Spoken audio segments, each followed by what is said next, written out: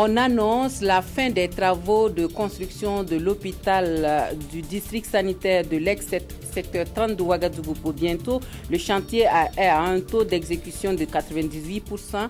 Le ministre de la Santé était sur le site ce matin. Soumaïla Ouedraogo appelle au strict respect des délais largement dépassés. Lutte contre l'insécurité au Burkina Faso, le gouvernement renforce ses mesures sécuritaires à travers le pays. Des dispositifs bien visibles dans la région du Sahel et plus précisément dans l'Oudala où il y a un mois, une attaque terroriste contre une patrouille de la gendarmerie à Tinakov a fait 2 morts. Nous irons à Gorom Gorom pour un constat. C'est le sommaire de cette édition de l'actualité. Bienvenue à tous au 13h15 de la télévision du Burkina et un excellent appétit à vous qui êtes à table. Le chantier de construction de l'hôpital du district sanitaire de l'ex-secteur 30 de Ouagadougou est donc à un taux d'exécution de 98% au dire de l'agence Fasobara qui en est le maître d'ouvrage. Le gros du travail est fait, il ne reste plus que le bitumage des voies et l'aménagement de la station de traitement des eaux usées. Sur le terrain ce matin, pour un constat, le ministre de la Santé n'y est pas allé par 4 chemins. Il a instruit les responsables du chantier à respecter les délais de livraison qui sont très largement dépassés. Nongba Kouda et Aruna Mare étaient de la visite. 28%. C'est le taux d'exécution du chantier de construction de l'hôpital du district secteur 49, ex-secteur 30 de Ouagadougou. À l'issue de cette visite d'une matinée, suivie d'échanges avec les différents intervenants sur le chantier, le nouveau ministre de la Santé, Soumaïla Ouedraogo, fait le point de la situation. Il faudra une accélération, laquelle accélération a été acceptée et dans l'intérêt de tous. Et en plus de ça, nous aurons une séance de travail le lundi avec l'agence Fasobara parce qu'il y a un certain nombre de modifications qui ont été opérées dans le sens toujours de faire en sorte que l'ouvrage qui va être livré réponde à un certain nombre qui est souhaité. Du côté de Fasobara, l'agence chargée d'exécuter les travaux l'ont se veut rassurant.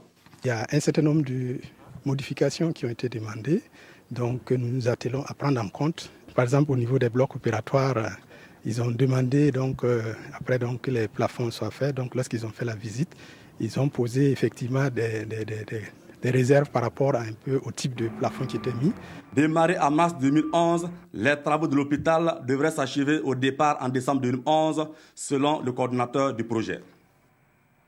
Voilà, et puis dans la lutte contre l'insécurité au Burkina Faso, l'État prend les taureaux par les cornes. Un mois, jour pour jour, après l'attaque terroriste contre la patrouille de la gendarmerie à Tinakov qui a fait 2 morts, le gouvernement a renforcé les dispositifs sécuritaires et de défense à travers le pays et cela est bien visible dans la région du Sahel. Le constat sur ces mesures sécuritaires à Gorom Gorom avec Alexis Ouedraogo et Bernard Diasso. Gorom Gorom, chef-lieu de la province de l'Oudalan, province dans laquelle ont été perpétrées des attaques terroristes. Citons l'attaque contre un service des douanes à Déou, la gendarmerie de Oursi, enlèvement d'un expatrié à Tambao et récemment contre une patrouille de gendarmerie à Inabao. Comment les populations de cette partie, située à l'extrême nord du Burkina et faisant frontière avec le Niger et le Mali, vivent-elles l'insécurité? Nous la vivons sous forme le plus souvent d'attaques, de braquages. Parce que nous sommes une province frontalière où les forces de défense en réalité ne sont pas très présentes ou alors elles ne sont présentes que dans quelques localités. Il y a beaucoup de mouvements, ça c'est perceptible au vu aussi de tout le monde, aussi bien ici qu'ailleurs. Je pense qu'il y a des mouvements. Des patrouilles militaires et paramilitaires, ça se voit sur le terrain. Ils font des patrouilles, ils fouillent, ils font contrôle à tout moment. Ça veut dire que dans ça, je pense qu'actuellement, vraiment, il n'y a pas de problème. Il n'y a pas de problème, comme vient de le dire, parce que le gouvernement du Burkina a fait de l'insécurité une priorité. Et du reste, la sortie gouvernementale que nous avons eue ici, conduite par notre ministre, a contribué à rassurer les populations. Et nous aussi, nous avons eu des instructions pour dynamiser les comités locaux de sécurité. Pour savoir si les brigades de gendarmerie de la province ont bénéficié d'un renforcement en matériel ou en personnel, nous n'avons pas eu la réponse voulue au sein de la compagnie de gendarmerie de la ville de Gorom-Gorom. Cependant, les services de sécurité et de défense déplorent le manque de dénonciation de la part des populations et rassurent que le moral des troupes est au top pour combattre l'insécurité. Il faut que les citoyens dénoncent les cas suspects. Voilà, aux forces de sécurité pour les permettre de prévenir. Parce qu'on ne veut pas être des médecins après la mort. Ainsi, l'insécurité, qui est une affaire de tous, pourra être combattue dans la province de Loudalan et au Burkina Faso. L'ambassadeur du Royaume de Belgique au Burkina Faso fait ses adieux au pays des hommes intègres. Après 2 années passées à la tête de la mission diplomatique belge au Faso, Philippe Hotz fait un bilan très positif de la coopération entre les 2 États. Le diplomate, appelé à faire valoir ses droits à la retraite, a convié ses pairs et des amis du Burkina à un cocktail de revoir, soirée au cours de laquelle il a été fait officier de l'ordre national par le gouvernement burkinabé Kansoum Koulibaly et Ismaël Diloma Sirima. Mission terminée pour Philippe Hotz.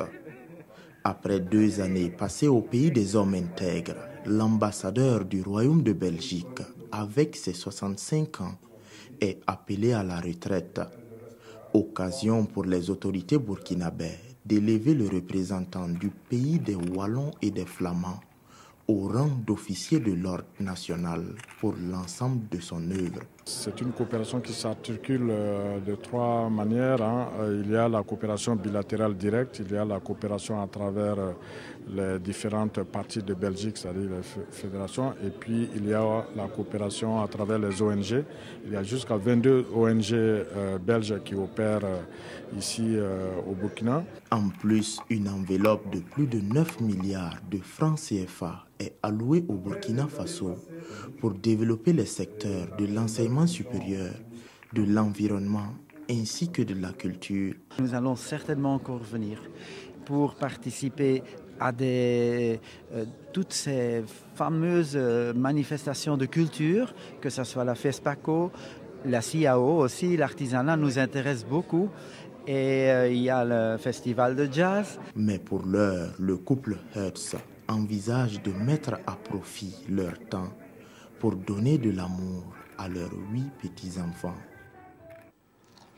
Le ministre de la Culture, des Arts et du Tourisme face aux professionnels de l'hôtellerie, et cela dans le cadre de sa prise de contact avec les acteurs de son département. Aux hôteliers, Tahirou Bari a demandé de garder et de maintenir le dialogue permanent avec lui pour relever ensemble les nombreux défis du domaine. Le secteur durement touché après les attaques terroristes au Burkina Faso a besoin de nouvelles stratégies pour rester debout et les 2 parties ont convenu de travailler dans une synergie d'action pour maintenir le cap. Moussa Ouedraogo et Ramatou Zida. Les difficultés d'accès au financement, la question de la TVA, l'inaccessibilité des sites touristiques, les factures impayées de l'État et de ses démembrements, ce sont entre autres les préoccupations au centre de ces échanges. Au lendemain des attaques terroristes, la question du tourisme est au centre des priorités du ministre Tahirou Bari. Avec les acteurs de l'industrie touristique et hôtelière, ils veulent redorer l'image du Burkina et favoriser le retour des touristes. Le plus important, c'est d'inscrire les différentes préoccupations dans un agenda d'analyse et de traitement. Et c'est ensemble qu'on peut relever les défis qui s'imposent à nous. Convaincus que le secteur du tourisme est un levier de développement pour l'économie nationale, les professionnels du domaine saluent ici la démarche. C'est une toute première rencontre après la passation des services. Nous avons beaucoup d'attentes après justement cet attentat du 15. Et à l'heure actuelle, nous avons besoin du soutien de notre ministère, du gouvernement tout entier pour rapidement relever le défi. Il est attendu de ces échanges des propositions qui feront l'objet d'analyse auprès des plus hautes autorités. Une nuit de laurier pour les acteurs culturels du Faso qui se sont illustrés dans leurs domaines respectifs. Il s'agit là d'encourager les animateurs de la scène culturelle burkinabé à porter toujours haut le flambeau de la culture du Burkina Faso et avec plus de professionnalisme. La cérémonie de distinction des 12 personnalités culturelles de l'année 2015 qui a été interrompue par les attaques terroristes du 15 janvier dernier à Ouagadougou a fini par avoir lieu le 12 février dernier. Témoignage de Nongba Kouda et Jérémy Ouedraogo avec la complicité de Nyarki Teda. Ils ont été distingués dans leurs catégories respectives et deviennent ainsi les 12 PCA ou personnalités culturelles de l'année 2015. Une initiative qui, selon le promoteur, vise à promouvoir les acteurs culturels locaux. On observe justement le territoire culturel, l'ensemble du territoire culturel, pour voir un peu, pendant toute l'année écoulée, quelles sont les entités qui se sont quand même illustrées en musique, en danse, en théâtre, en cinéma et bien d'autres. Ces personnalités sont 12 pour corroborer aux 12 mois de l'année. Pour les récipiendaires, cette récompense est une invite à mieux faire, car ils sont devenus des ambassadeurs de la culture burkinabé. Je dis simplement que c'est le Burkina qui gagne et c'est un honneur pour moi ce soir d'avoir ce prix. Voilà, meilleur acteur de l'année. Merci beaucoup à tous. 5 personnalités ont également été distinguées au cours de cette soirée dans la catégorie PCA d'honneur.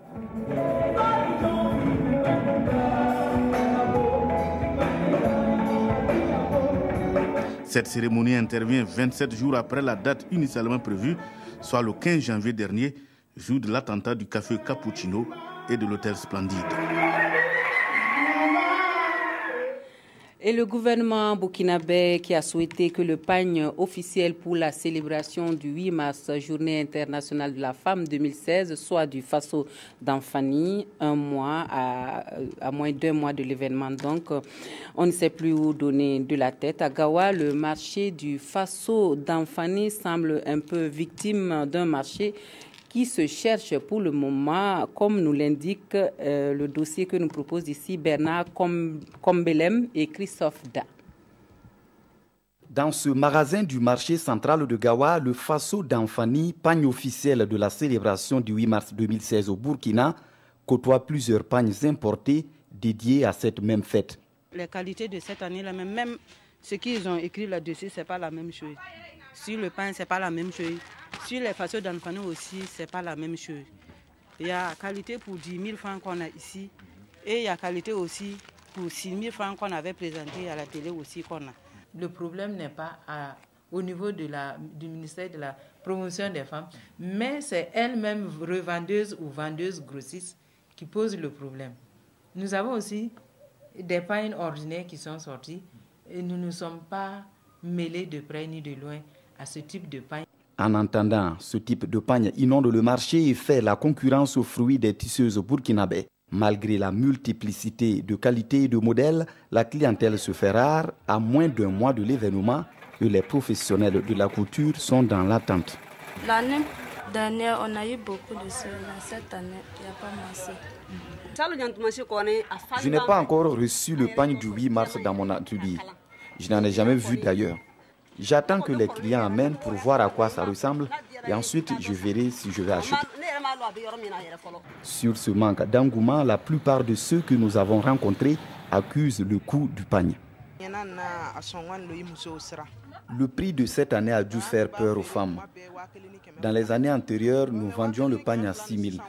Mais cette année, le prix auquel nous achetons le pagne nous oblige à le revendre à 8 000 francs.